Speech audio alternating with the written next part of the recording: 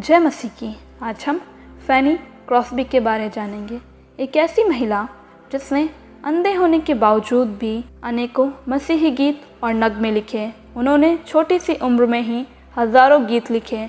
उन्होंने कहा था कि यीशु उनका उद्धार करता है, इसलिए वह बस उसकी महिमा में ही गीत लिखेंगी और इस तरह वह अमेरिका की एक महान मसीही गीतकार बनी। फैनी का जन्म सन 1820 में न्यूयॉर्क के एक छोटे से कस्बे साउथ ईस्ट में हुआ। उनके पिता का नाम जॉन और माता का नाम क्रॉस्बी था। लोग उनको प्यार से फैनी कहकर बुलाते थे। उनके माता पिता बहुत गरीब थे, लेकिन फिर भी फैनी के जन्म के समय उन्होंने बहुत पैसा खर्च कर उनके जन्म की खुशियाँ मनाई थीं। वे इतने गरीब थे कि उनके लिए रोजी रोटी कमाना भी मुश्किल हो गया था। उनके जन्म के समय उन्हें अक्सर ऐसा महसूस होता था कि जैसे एक दिन उनकी लड़की एक महान व्यक्तित्व वाली महिला बनेगी। जब फैनी 6 हफ्ते की थी, तभी से उनकी आंखों में रोग के कुछ लक्षण दिखाई देने लगे। धीरे धीरे इस रोग के कारण उनकी आंखों की रोशनी भी जाती रही। यह देखकर उनके माता पिता बहुत दुखी थे। वे बहुत गरीब थे, इसलिए वे उनके इलाज का खर्चा नहीं उठा सकते थे। अयोग्य चिकित्सकों का इलाज उस लड़की को हमेशा के लिए अंधा बना सकता था, और हुआ भी यही।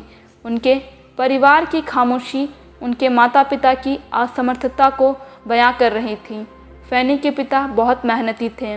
ऐसे ही मेहनत मजदूरी करते करते वह एक दिन फैनी और उनकी माँ को अकेला छोड़कर चल बसे।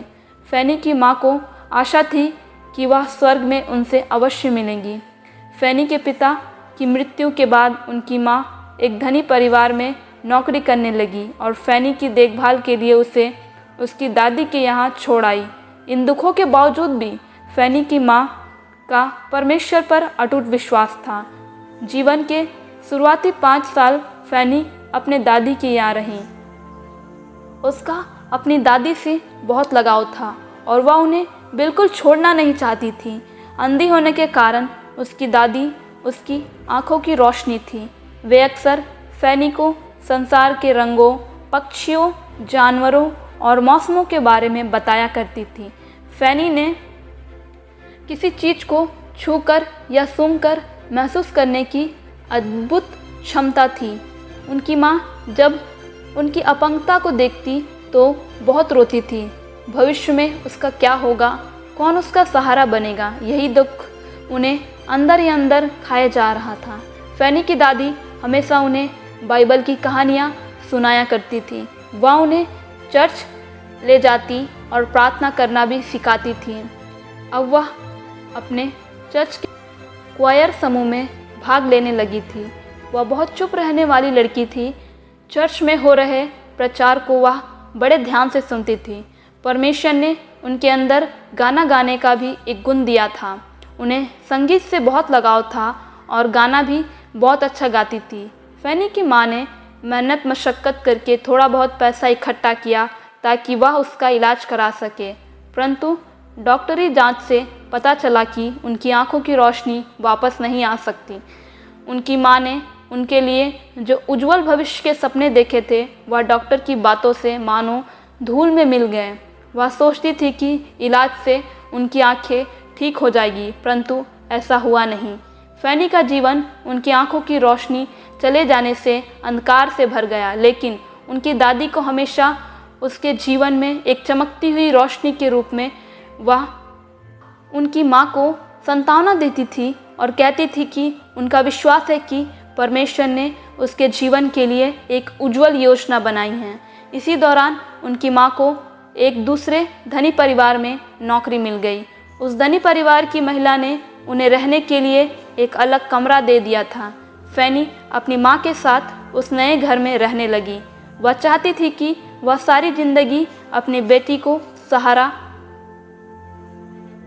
बनकर रहे। उस घर में रहते रहते फैनी धीरे धीरे अपने आस पड़ोस के लोगों से मिलने लगी और उनके साथ बाहर जाने लगी। अब तो उसने पेड़ पर चढ़ना और घुड़सवारी करना भी सीख लिया था।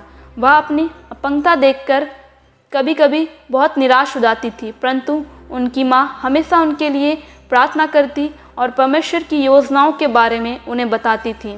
वह जब भी प्रार्थना करती तो प्रभु से अवश्य पूछती थी कि उसने उसी के जीवन में ऐसा दुख क्यों दिया। उसके परिवार में किसी को नहीं मालूम था कि उसके अंदर एक गीतकार का हृदय धड़क रहा है। 8 साल की उम्र में उन्होंने अपने जीवन की पहली कविता लिखी। इसके बाद तो मानो उनके हृदय से गीतों की एक बड़ी बाढ़ उमड़ने लगी। वह बैठे बैठे ऐसी कविताएं लिख देती थी कि लोग सुनकर हैरान रह जाते थे। इसी बीच उन्होंने बाइबल की नए नियम की 4 पुस्तकों भजन संहिता, सबोपदेशक और नीति वचन का गहराई से अध्ययन किया। उनकी माँ ने जब उन्हें एक स्कूल में दाखिला कराया तो ठीक से ना पढ़ पाने के कारण उन्हें जल्द ही उस स्कूल से निकाल दिया गया। इस प्राकृतिक त्रासदी को महसूस करते हुए उन्होंने बहुत से प्रोत्साहन और सांत्वना देने वाले गीत लिखे और जगह जगह जाकर पीड़ितों की मदद की। फैनी ने अपने जीवन में बहुत दुख, परेशानी और गरीबी देखी थी, इसलिए उनके गीतों में ज़्यादातर गरीबी को लेकर ही गीत लिखे थे। गरीब होने के बावजूद वह कभी निराश नहीं हुई और गीत में नगमे लिखती रही। इससे उन्हें बहुत प्रसिद्धि मिली। आज भी जब हम उनके बारे में पढ़ते हैं तो हमें भी संघर्षों से जूझने की प्रेरणा मिलती है। लोगों ने सोचा था कि उनके जीवन में कोई आशा नहीं है, वह अंधी होकर क्या करेगी, परंतु तभी परमेश्वर ने उनके जीवन में अद्भुत काम किए। उसने उन्हें गीत को लिखने की वो प्रतिभा दी जिसका उस समय कोई नहीं सोच सकता था कि वह गीत भी लिख सकती हैं। इतनी छोटी सी उम्र में गीतकार, संगीतकार व गायक के रूप में उन्होंने बहुत प्रसिद्धि हासिल की। नेत्रहीन स्कूल में पढ़ने के दौरान उन्होंने 4 गीत की किताबें लिखी। उनमें से एक गीत अंधी लड़की बहुत प्रसिद्ध हुई थी। अब तो विभिन्न पत्रिकाओं और समाचार पत्रों में उनकी कविताएं व गीत प्रकाशित होने लगी थी। एक बार उनकी प्रसिद्धि को देखकर अमेरिका के राष्ट्रपति ने उन्हें व्हाइट हाउस में बुलाया, जहां देश की जानी मानी हस्तियां मौजूद थीं। उनसे मिलकर लोग बहुत खुश थे। जब वह अपनी प्रसिद्धि की चरम सीमा पर थी तभी अमेरिका में भयंकर बीमारी फैली जिसमें बहुत से लोग मारे गए। इस प्राकृतिक त्रासदी को महसूस करते हुए उन्होंने बहुत से प्रोत्साहन और सांत्वना देने वाले गीत लिखे और जगह जगह जाकर पीड़ितों की मदद की। सन 1850 में उन्होंने प्रभु यीशु को अपना उद्धारकर्ता स्वीकार किया। वह अक्सर कहती थी, मैंने यीशु मसीह के लिए अपनी पूरी ज़िंदगी निछावर कर दी है। ऐसे विचारों ने अंदर ही अंदर उन्हें बहुत प्रोत्साहन दिया। खुद ब खुद परमेश्वर की महिमा में उनके मुंह से कविताएं और गानों का शब्द निकलने लगे। उन्होंने स्तुति, महिमा के बहुत से गीत और नगमे में लिखे जो आज भी बहुत से चर्चों में गाए जाते हैं। जीवन के अंतिम दिन में भी वह अपने समर्पण के कारण बस मसीही गीत ही लिखना चाहती थी। वह चाहती थी कि प्रभु की महिमा करते करते ही उनका जीवन समाप्त हो जाए। अपनी ज़िंदगी में उन्होंने हज़ारों मसीही गीत और कविताएं लिखी। उस समय के बहुत से पब्लिकेशन ने उनकी गीतों और कविताओं की किताबें छापी जो बहुत लोकप्रिय हुई। मेरे प्रिय भाइयों और बहनों, इस महान महिला के जीवन से हमें यह सीख मिलती है कि परमेश्वर किसी को भी इस्तेमाल कर सकता है, चाहे वो कोई भी क्यों ना हो। बस ज़रूरत है तो अपने आप को परमेश्वर को समर्पण करने की। इसलिए यदि आज आपने अपने जीवन को परमेश्वर को समर्पित नहीं किया है तो आज आपके पास भी मौका है कि आप अपने जीवन को परमेश्वर को समर्पित करें। फिर देखिए वह आपके जीवन से कैसे अद्भुत कार्य को करता है।